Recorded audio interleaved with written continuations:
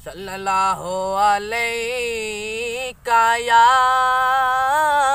या रसूल अल्लाह वसल्लमु अलैका या हबीब अल्लाह सल्लल्लाहु अलैका या रसूल अल्लाह वसल्लमु अलैका या हबीब अल्लाह।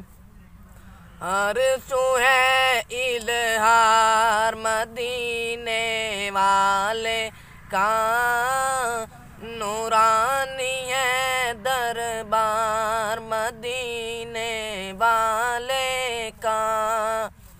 सबसे ऊंची शान मदीने वाले की, सबसे ऊंची शान मदीने वाले की, और सबसे बड़ा दरबार मदीने वाले का। हर सू है इजहार मदीने वाले का। लेके चलो अब मुझको मदीने, लेके चलो मैं तो हूँ बीमार मदीने वाले का।